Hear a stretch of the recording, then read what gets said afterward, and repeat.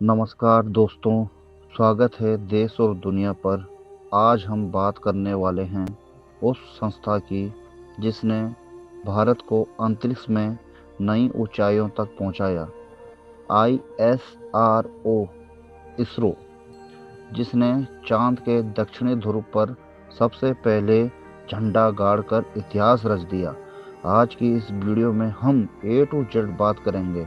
इसरो क्या है, कैसे बना, इसके बड़े मिशन कौन से हैं, गगनयान कहां तक पहुंचा और इसका भारत की राजनीति और अर्थव्यवस्था पर क्या असर पड़ा।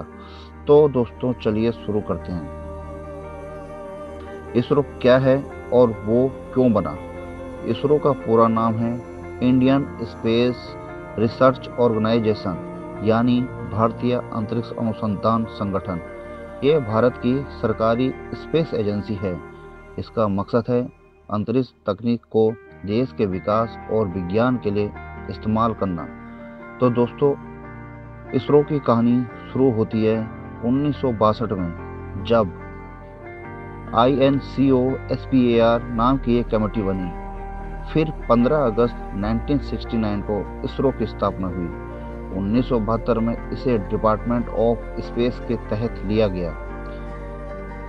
दोस्तों, इसरो के जनक हैं डॉक्टर विक्रम साराभाई। इन्हें father of Indian space programme कहा जाता है। इसरो का हेडक्वार्टर बेंगलोर में है। 2025 से इसरो के चेयरमैन हैं डॉक्टर V नारायण, जिन्होंने S सोमनाथ की जगह ली। आज इसरो में करीब 19 से 20 हजार लोग काम करते हैं, वैज्ञानिक, इंजीनियर और टेक्निकल स्टाफ को मिलाकर। दोस्तों, इसरो के जो बड़े मिशन हैं उनमें सबसे जो प्रमुख है वो है चंद्रयान, चांद पर भारतीय छाप। 23 अगस्त 2023 को चंद्रयान 3 ने चांद के दक्षिणी ध्रुव के पास सफल लैंडिंग की। ऐसा करने वाला भारत दुनिया का पहला देश बना। लैंडर विक्रम ने हॉप टेस्ट किया और रोवर प्रज्ञान ने सतह पर कई प्रयोग किए। तो दोस्तों, अभी दूसरा प्रोग्राम है आदित्य L1, जो सूरज की निगरानी करता है। दोस्तों, 2 सितंबर 2023 को लॉन्च हुआ था ये, और जनवरी 2024 में L1 पॉइंट पर पहुंच गया। अब ये लगातार सूरज को देख रहा है, जिससे स्पेस वेदर की जानकारी मिलती है।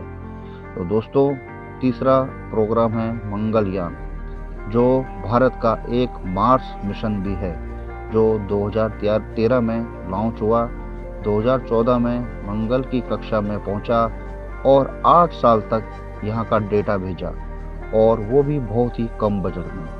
तो दोस्तों, इस प्रकार से चौथा जो प्रोग्राम है वो है एक्सपोसैट, ब्रह्मांड के रहस्य, जो 1 जनवरी 2024 को लॉन्च हुआ। ये भारत का पहला एक्सरे पोलरीमेट्री सैटेलाइट है। दोस्तों, जो पांचवा प्रोग्राम है वो है नेविक। जो नेविक का मतलब है दोस्तों, जैसे अपना GPS, जिसको हम ग्लोबल पोजिशनिंग सिस्टम भी कहते हैं। ये 29 मई 2023 को लॉन्च हुआ, जिसका नाम NBS-01 है। ये एक सैटेलाइट है जिससे NAVIC अब मोबाइल और गाड़ियों में भी इस्तेमाल के लिए तैयार हो गया। दोस्तों, 2025 में NBS-02 के साथ सिस्टम और भी मजबूत होगा। तो दोस्तों, नंबर 6वां जो प्रोग्राम है वो है निसार, NISAR। नासा और इसरो का यह एक बहुत ही बड़ा प्रोजेक्ट है, जो 30 जुलाई 2025 को लॉन्च हुआ। ये धरती की सतह को L बैंड और S बैंड रडार से स्कैन करेगा, जो खेती, जंगल, ग्लेशियर और आपदा मॉनिटरिंग में बड़ा ही काम आएगा। दोस्तों, इस प्रकार से इसरो के ये मेन प्रोजेक्ट हैं। अभी PSLV, जो सबसे भरोसेमंद और सबसे ज़्यादा इस्तेमाल होने वाला रॉकेट है, और एक है GSLV, जो भारी सैटेलाइट और ऊंची कक्षा के लिए इस्तेमाल होता है। एक है दोस्तों LVM-3, जिसे हैवी लिफ्ट व्हीकल कहते हैं ये चंद्रयान 3 जो था दोस्तों, ये इसी से गया था। एक है दोस्तों SSLV, ये छोटा है लेकिन सस्ता रॉकेट है। 2024 में इसकी तीसरी फ्लाइट के बाद ये और भी ज़्यादा सफल हो गया।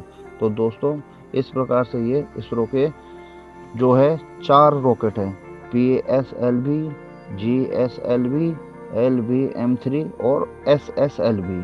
अभी दोस्तों बात करते हैं भारत के गगनयान मिशन की, जिसको भारत का मानव मिशन भी कहा जाता है। इसरो का अगला बड़ा सपना है भारतीय अंतरिक्ष यात्रियों को 400 किलोमीटर ऊंचाई पर 3 दिन तक अंतरिक्ष में भेजना। तो दोस्तों 2025 के इसरो का अगला बड़ा सपना है भारतीय अंतरिक्ष यात्रियों को 400 किलोमीटर ऊंचाई पर 3 दिन तक अंतरिक्ष में भेजना। 2025 के दिसंबर में वायुमित्रा मानव रोबोट के साथ पहला बिना इंसान वाला ट्रायल होगा। इसके बाद असली क्रू मिशन होगा। स्पेसडेक्स नाम का प्रोजेक्ट भी जो है तैयार है दोस्तों, जिससे भारत अपना खुद का स्पेस स्टेशन और सैटेलाइट सर्विसिंग टेक्नोलॉजी बना सकेगा। इसरो की भारत की अर्थव्यवस्था पर कितना असर पड़ सकता है? NSIL इसरो की कमर्शियल शाखा अब तक 135 विदेशी सैटेलाइट लॉन्च कर चुकी है। इन स्पेस और 100% FDI पॉलिसी से प्राइवेट कंपनियां भी अब स्पेस सेक्टर में आ रही है। सरकार का टारगेट है 2030 तक भारत की स्पेस इकोनॉमी को $8 बिलियन से $44 बिलियन तक ले जाना। खेती, मौसम, नेविगेशन, मैपिंग और आपदा प्रबंधन, इन सभी में इसरो की तकनीक से देश की GDP में सीधा फायदा होगा। दोस्तों इसरो का future mission 2025 Gaganyaan, uncrewed 2035 Indian space station, 2040 भारतीय चंद्र यात्री, अब वीनस मिशन भी अब मंजूर हो चुका है। दोस्तों इसरो सिर्फ एक संस्था नहीं, ये भारत का आत्मविश्वास है। अगर वीडियो अच्छा लगा तो देश और दुनिया को लाइक, शेयर और सब्सक्राइब करें और कमेंट में बताएं अगली डीप डाइव किस पर चाहते हैं। Navy in phones, Gaganyaan capsule, NISAR data के भारत में यूज केसेस, इनके बारे में। तो दोस्तों जय हिंद, जय भारत। ये थी इसरो की पूरी कहानी, जो गगनयान तक हमने पूरी कर दी है। चंद्रयान से गगनयान तक हमने जो है पूरी कर दी है। Thank you.